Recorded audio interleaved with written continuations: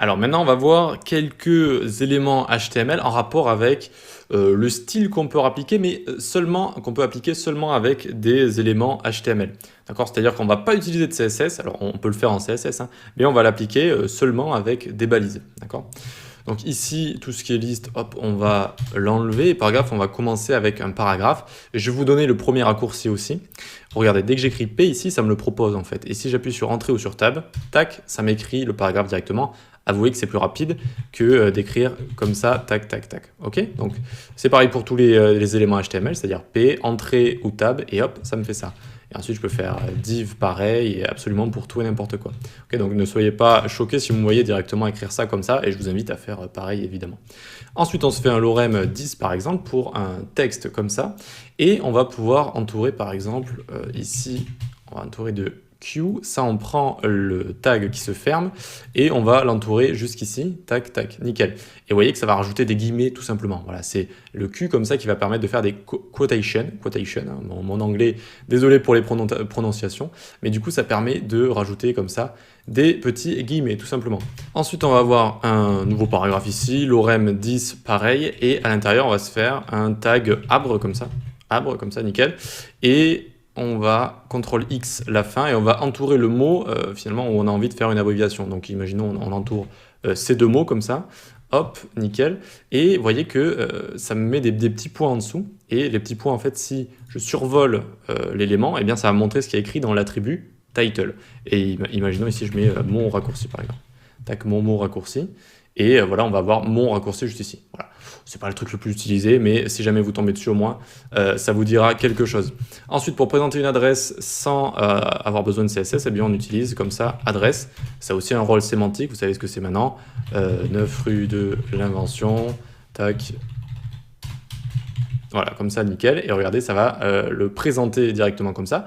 Et comme on aurait pu faire pour mettre les éléments un petit peu à la ligne, eh bien, on peut écrire des BR, vous savez, les petits éléments break qui permettent de faire des retours à la ligne, comme on avait vu en début de formation, comme ça. Breu, breu, hop, et ça permet de faire ça. On peut même rajouter des petites virgules. Et voilà, on a réussi à faire une adresse, hein, tout simplement, ça rajoute un petit peu d'italique comme ça, tout simplement. Ensuite, on va voir tout ce qui permet de rajouter du gras, de l'italique, etc. Donc, par exemple, B comme ça. B, on entoure un texte et ce texte est en gras. Ce texte est en gras comme ça, regardez, hop, nickel. Ensuite, on va avoir strong comme ça. Strong, ce texte, il est en gras également.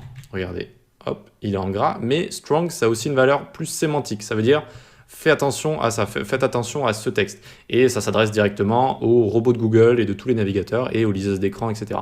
C'est un mot important, par exemple un mot-clé, d'accord? Donc c'est pas super utilisé, mais ça peut être assez utile. Le gras, l'italique, ça peut être toujours assez utile. Notamment ici, vous voyez que c'est des éléments inline, ce ne sont pas des blocs, c'est des éléments inline. Pourquoi? Déjà, si je fais inspecter, ben, vous pourrez le deviner. Vous voyez, ils prennent juste l'espace du contenu qui le compose, c'est ça les inline. Tout simplement parce que de base, en fait, on l'utilise plutôt dans des blocs comme ça. D'accord? Donc par exemple, lorem 10, et à l'intérieur de ce lorem, eh bien, il va y avoir un mot ou une suite de mots intéressants, et eh bien, on va entourer ça d'une balise strong, et regardez, ça nous donne ceci en fait. Et vous comprenez du coup qu'on n'a pas envie de repasser à la ligne avec un bloc, vu que ce texte fait partie du texte P ici. Ok? Donc ensuite, on va avoir I, voilà, bon, ça va être italique, ce texte en italique que, tac, nickel, voilà, donc ça c'est pour l'italique, rien d'autre à dire. Quand vous voulez mettre l'accent également sémantique sur un texte, vous pouvez le faire avec EM, ça va faire un texte en italique également, mais ça va faire comme strong et bold ici, eh bien ça va plus le mettre en avant pour les liseuses d'écran, pour Google, etc., etc. Voilà, voilà, ensuite on va se faire par exemple un H1 ici, lorem 5, donc normalement voilà, ça nous fait un grand titre. Alors, est-ce que je suis zoomé ici? Je pense que je suis un peu zoomé. Voilà. En 100%, ça nous donne ceci. Bref, ça nous donne un grand titre. Et à l'intérieur, on peut rétrécir un mot ou une suite de mots, par exemple. Par exemple, ici, je vais faire un small, tac. Et je vais mettre ipsum dolor à l'intérieur. Hop, comme ça. Nickel. Et donc, ça nous donne bien ipsum dolor qui est légèrement rétréci. C'est pas très flagrant, mais voilà, ça permet de faire ce genre de choses. Donc, vous avez small ici. Vous avez ensuite, on a bientôt terminé avec ces petits gadgets. Donc toujours un petit texte ici, et on va pouvoir l'entourer par exemple de del comme ça. Del, hop, on prend ça, CTRL X, CTRL V. tac, et ça va nous le raturer comme ça. Ça peut être assez intéressant, parce que ça, en général, je prends un outil sur Internet, je l'utilise pas trop, c'est vrai que Dell, ça peut être assez intéressant pour raturer comme ça. Également, on va avoir l'orem, alors, si vous ne mettez pas de chiffres comme ça vous donne 50 lettres, je crois, ou 30 lettres comme ça. Donc, on met toujours 5 comme ça, hop, et on va avoir, tac, ici, ins, et ins, si je dis pas de bêtises, ça va souligner, si ma mémoire est bonne. Hop, voilà, ça va souligner. Donc là, ça delete. Alors, ça delete pas vraiment, ça va plutôt le strike, c'est-à-dire le, comment on dit ça déjà, le raturer. Et là, ça va le mettre en dessous, tout simplement. Et ensuite, notre dernier, l'orem 5 ici, eh bien, on va pouvoir le marquer avec notamment marque ici. Donc, on va faire un marque et on va mettre le dollar à l'intérieur. Hop, et on va voir que ça va le surligner comme ça. Sachant qu'en CSS, après, on peut changer cette couleur pour la couleur qu'on veut, hein, tout simplement. Voilà, ça va juste le surligner.